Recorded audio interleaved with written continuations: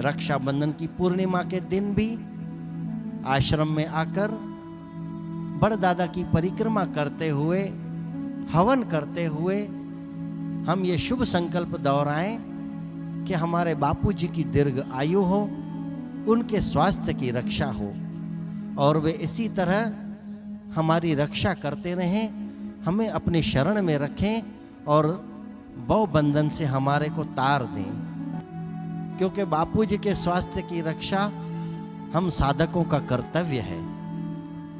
वैसे तो उनकी कृपा से हमारी सांसें चलती हैं, हम उनके लिए क्या कर सकते हैं, फिर भी शिष्य अपना एक कर्तव्य निभाते हुए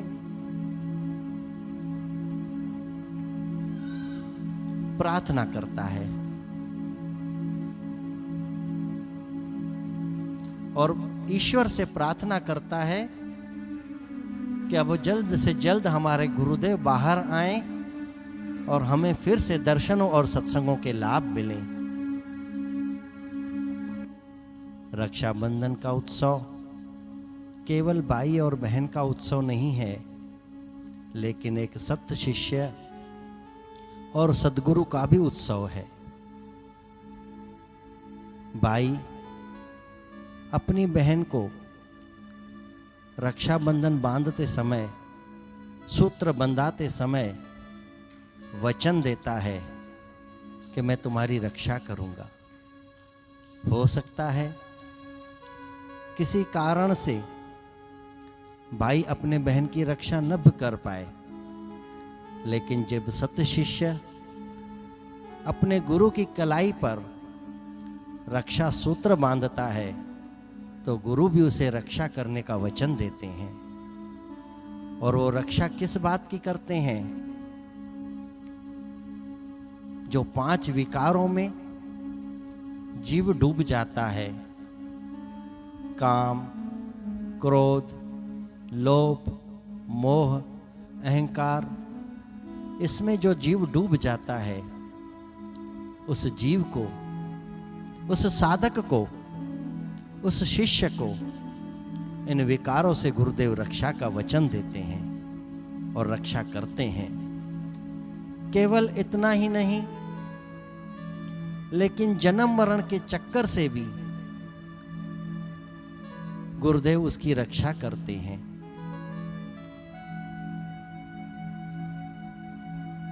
हमने श्री आशा रामायण में भी पढ़ा है, सचमुच गुरु हैं दीन दयाल, सहजी कर देते हैं निहाल।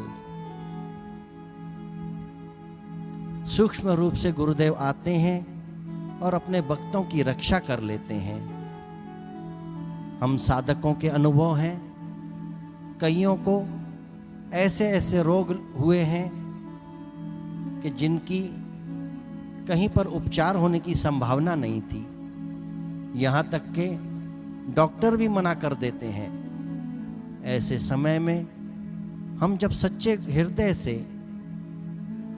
गुरुदेव के श्री चरणों में प्रार्थना करते हैं तो गुरुदेव उन रोगों से हमारी रक्षा कर लेते हैं।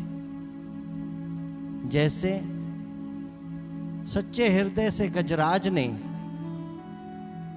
भगवान को पुकारा, ग्राह ने जब गजराज को पानी में पकड़ लिया था और गजराज ने सच्चे हृदय से भगवान की स्तुति की,